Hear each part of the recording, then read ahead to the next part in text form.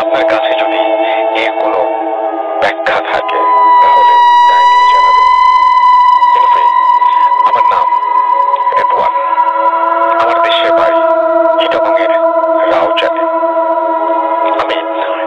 হল্যান্ডে থাকি।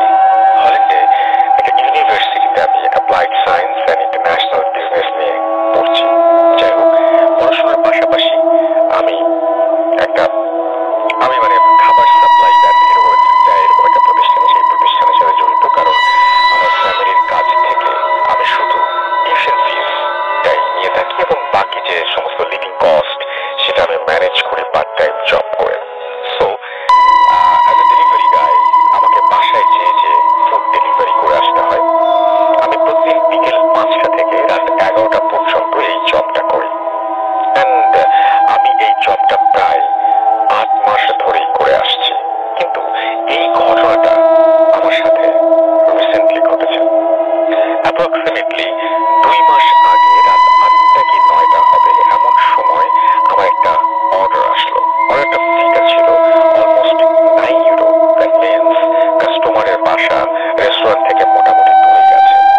একটা কথা বলে রাখি, আমি আমার বাইক দিয়েই এই ডেলিভারি সার্ভিস চালাই। যাই হোক, আমি অর্ডারটা পিক করলাম এবং পিক করে রেস্টুরেন্টে গেলাম। দেন অর্ডারটা নিয়ে ক্লায়েন্টের বাসার দিকে রওনা হলাম।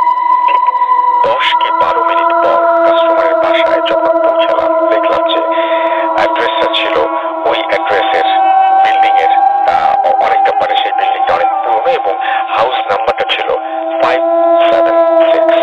যাই হোক, আপনি জানেন কিনা জানি না, হল্যান্ডে বিশেষ করে অনেক পুরনো বাড়ি আছে যেগুলো বাইরে থেকে দেখলেই কেমন যেন একটা ভয় কাজ করে।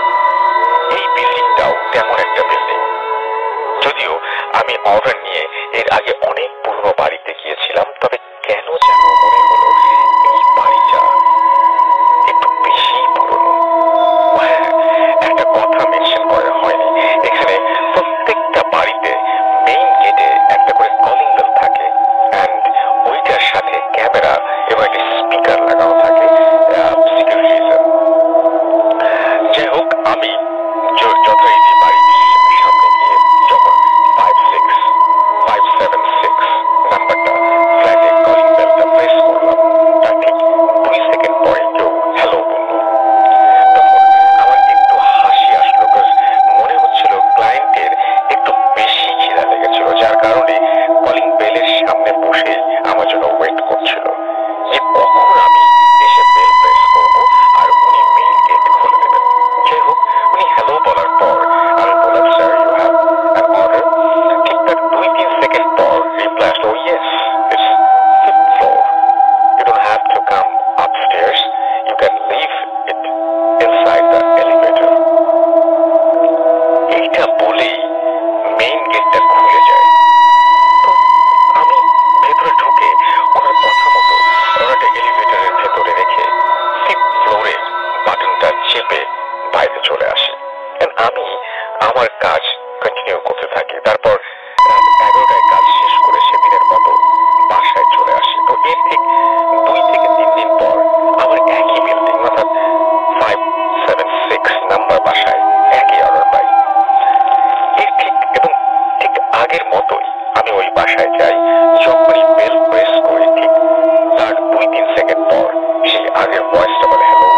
এবং সেদিনও আমি একটু অবাক হয়েছি, বিকজ নর্মালি আমি যখন কোনো বাসায় অর্ডার নিয়ে যাই, যখন কলিং বেল প্রেস করি তার মিনিমাম 15 থেকে 20 সেকেন্ড পর রেসপন্স আসে। বাট এই বাসাটায় 2 বার আসলাম এবং 2 বারই ঠিক 2-3 সেকেন্ড পরই রেসপন্স আসলো। যাই হোক, সেদিনও আগের